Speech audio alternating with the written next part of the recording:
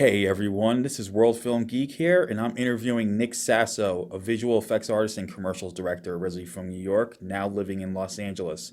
He makes his feature film directorial debut on the Muay Thai romantic drama Haymaker, co-starring Zoe Bell, Nomi Ruiz, and DB Sweeney. The film is coming out on January the 29th.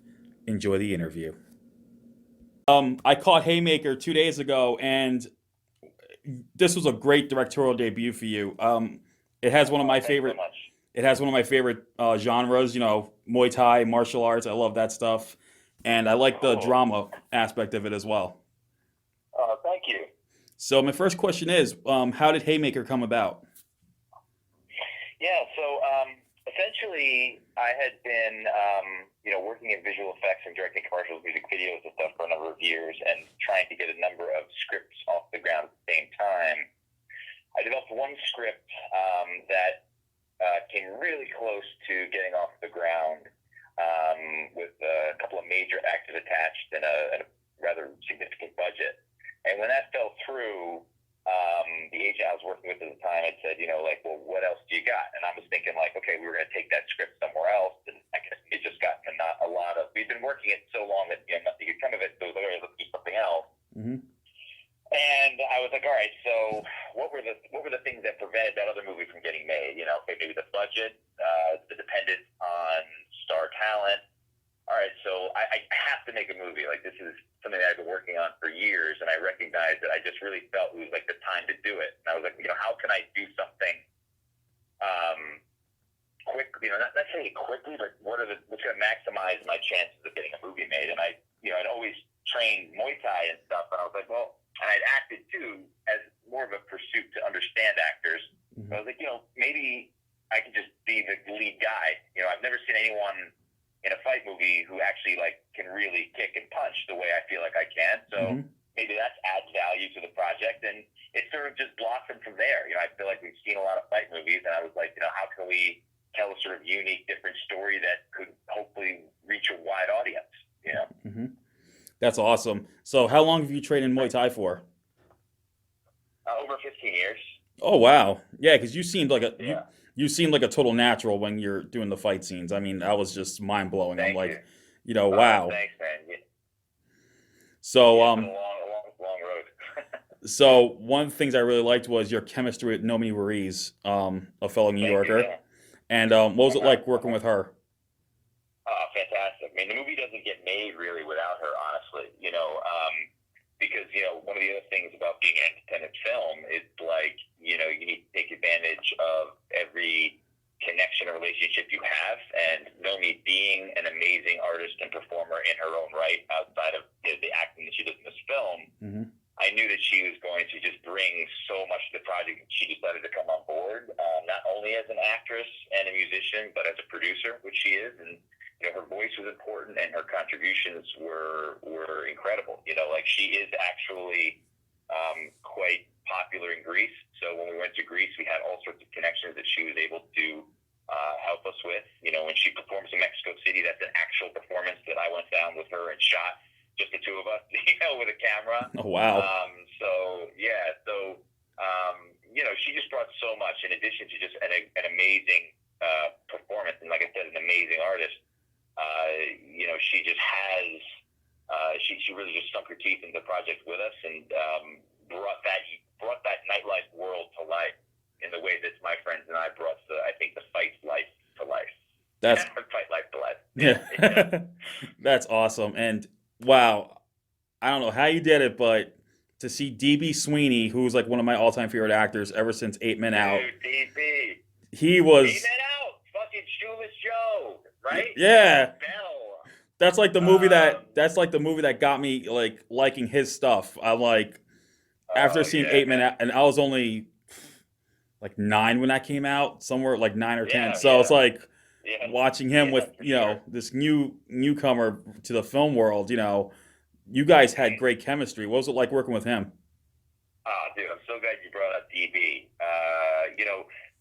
One of the things that was important, when I was writing this movie, I said, look, it's going to be a small movie, but if I can get some great actors in some of these, supporting roles, maybe we have a shot at, getting some eyes on people who like movies. And I knew that I wanted the brother to be the kind of guy that the audience trusted. Mm-hmm. And, I also have always loved DB's work. So, when we got the script to DB, I remember our first phone call, and he said, listen, I love this script. He's like, if you go out and shoot this script, you're going to be okay. Just shoot this script.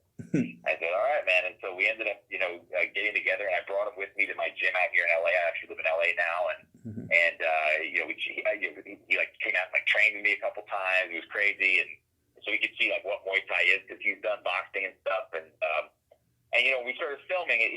The thing that was great about DB is here's a guy who's been a leading man, many times over. Mm-hmm. And, I can't say the number of times he would just pull me aside and just with the utmost respect for me as a director and an actor, just give me little pointers that I just never would have.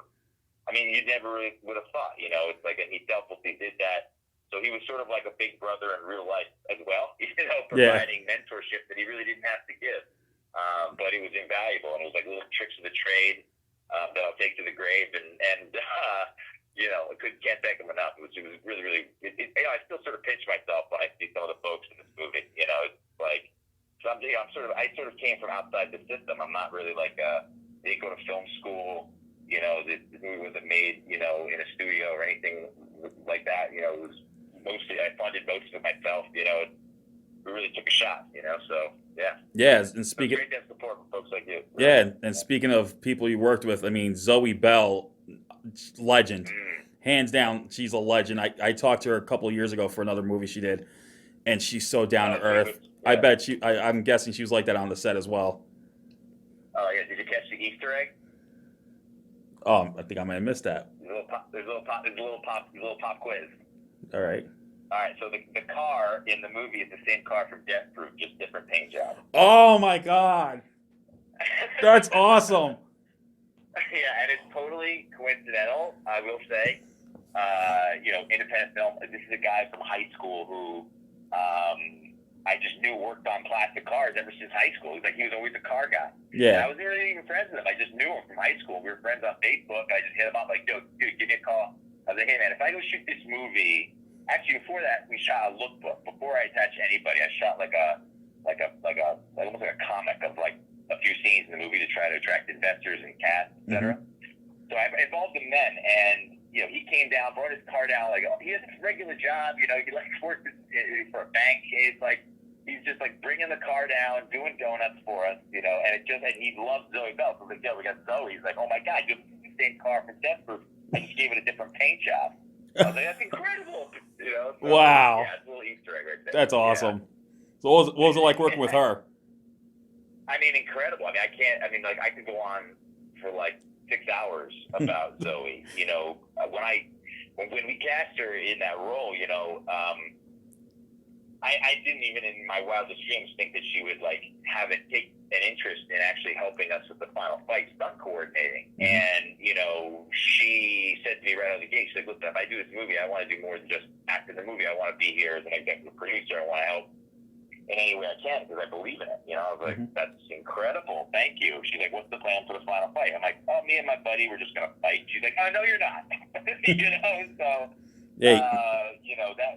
that's the sort of an oversimplification of it, of course. But, having her on board for that fight, that fight scene is one of the things I'm most proud of, to have never seen, I really don't think you've ever seen Muay Thai on the screen the way we've shot it on the screen. We've got Sanshine, the movie, the guy who needs me out of the ring in Thailand. He's the greatest of one of the greatest of all time to actually do it.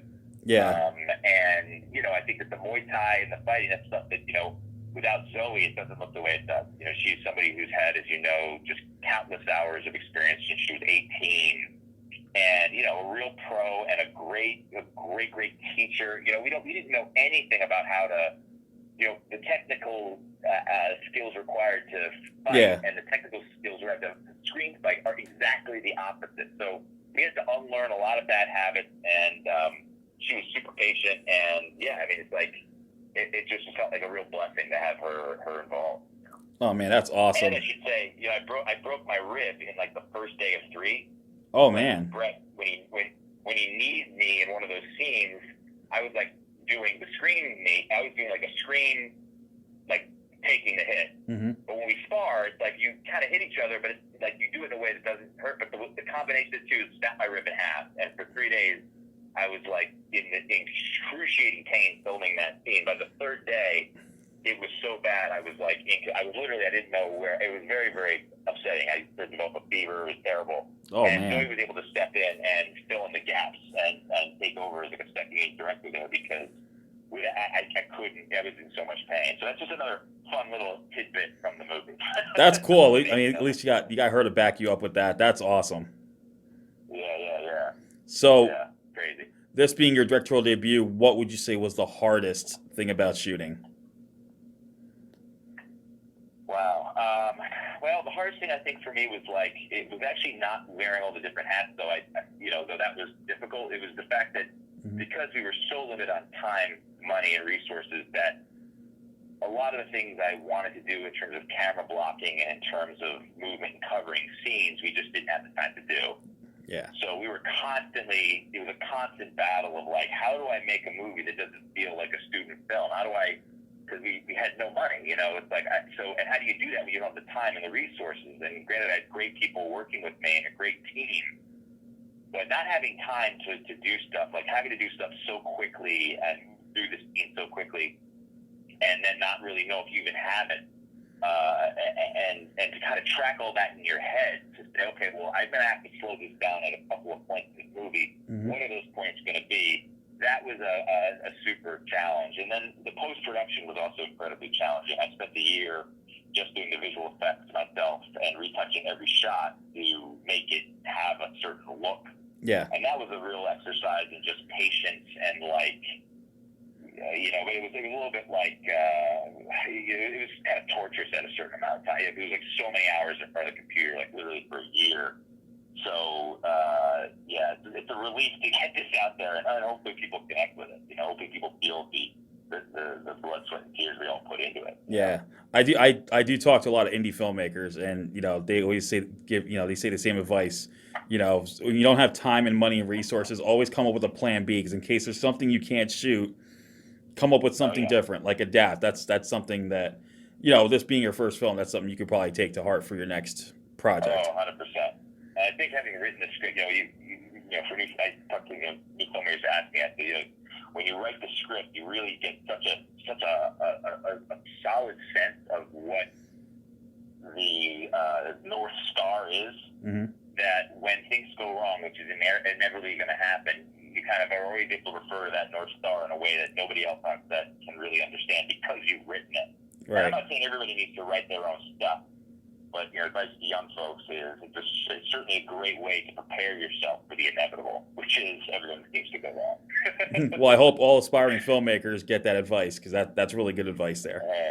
So, thank you. So, are you going to be directing another film soon? Sorry to interrupt you guys. We have time for one last question. And that's what I'm on, my last question.